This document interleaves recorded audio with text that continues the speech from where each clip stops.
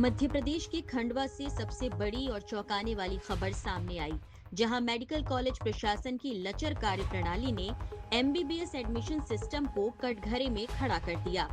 एक छात्रा ने बीएचयू के नाम पर बनाए गए फर्जी विकलांगता प्रमाण पत्र के सहारे सीधे एमबीबीएस की सीट पर कब्जा कर लिया और कॉलेज प्रशासन को महीनों तक इसकी भनक तक नहीं लगी।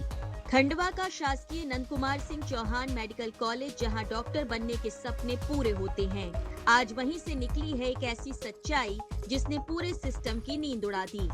भोपाल की छात्रा रिशु भारती, जिसने बीएचयू यानी बनारस हिंदू यूनिवर्सिटी का फर्जी दिव्यांगता प्रमाण पत्र तैयार किया और कॉलेज की एडमिशन स्क्रीनिंग को चकमा देते हुए सीधे एमबीबीएस में एडमिशन हासिल कर लिया।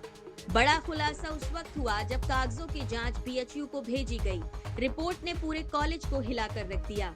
बीएचयू ने साफ कहा कि ये प्रमाण पत्र हमारा नहीं, ये छात्रा हमारी नहीं है, दस्तावेज पूरी तरह फर्जी हैं। और यहीं से खुला फर्जी एडमिशन का बड़ा खेल।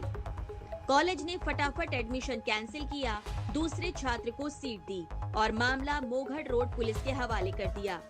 लेकिन सवाल अभी भी जिंदा है कि एक फर्जी प्रमाण पत्र सिस्टम की आंखों में धूल झोंक सकता है, तो बाकी कितने फर्जी दस्तावेज सिस्टम से पास हो रहे होंगे।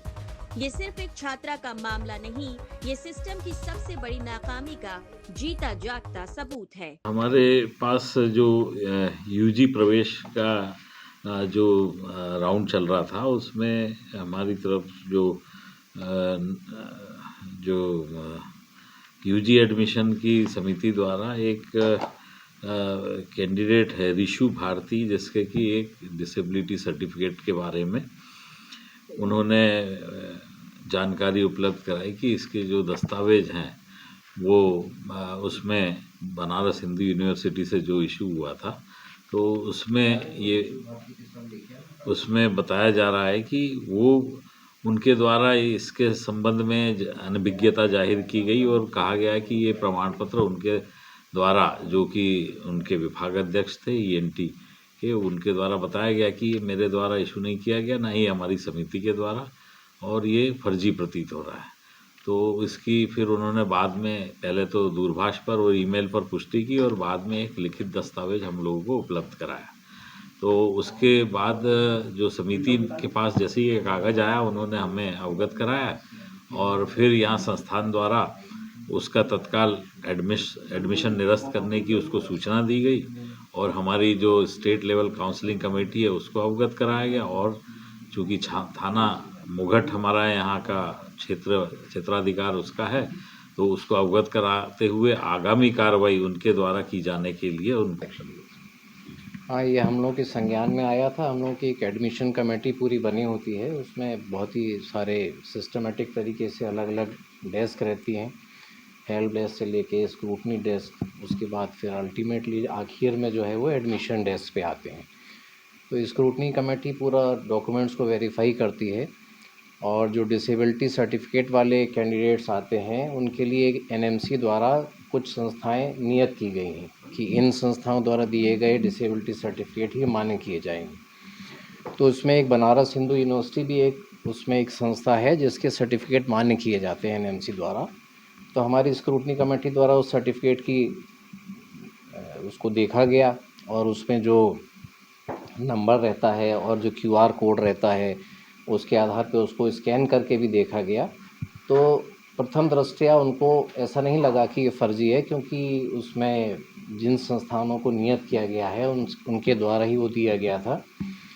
फिर ये संज्ञान में आया बाद में कि ये डाउटफुल हो सकता है, तो उसके लिए जो निर्देश हमको प्राप्त हुए, जो ईमेल हमको दिया गया था वहाँ का बीएचयू के लिए, वहाँ उनको मेल किया गया कि ऐसे से संज्ञान में आया तो कृपया इसकी जांच करके हमको अवगत कराया जाए। तो वहाँ से फिर वो जवाब आया ईमेल से, जिनको भेजा था ईएनटी वालों का, वो मेंशन है वो शब्द बाई शब्द कि उन्होंने क्या जवाब दिया था।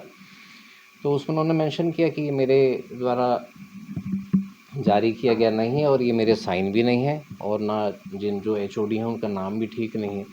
इस तरीके की जानकारी मेल से आई थी।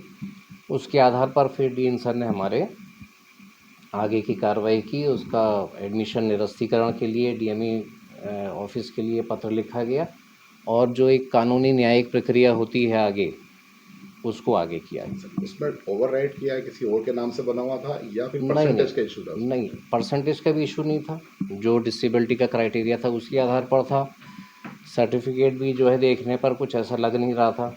ये तो क्या है, जब वहाँ से उनको भेजा गया उसको काउंटर चेक कराने के लिए, तब ये संज्ञान में आया, जब उनका जो जवाब आया उसके आधार पर फिर आगे की कार्रवाई की। ठीक से परीक्षा दे दी। मैं डॉक्टर पराग शर्मा, नोडल ऑफिसर एडमिशन, मैं हमेशा नोडल रहता हूँ, एडमिशन का प्रभारी यहाँ का मैं देखता आया हूँ पिछले 7 सालों से। अब मैं प्रोफेसर एंड हेड फार्मेकोलॉजी भी हूँ। Thank you. Khandwa medical college जहां डॉक्टर बनते हैं, वहीं अब सिस्टम की बीमारियां खुलकर सामने आ रही हैं। क्या जिम्मेदारों पर कार्रवाई होगी या ये भी किसी फाइल में दफन हो जाएगा?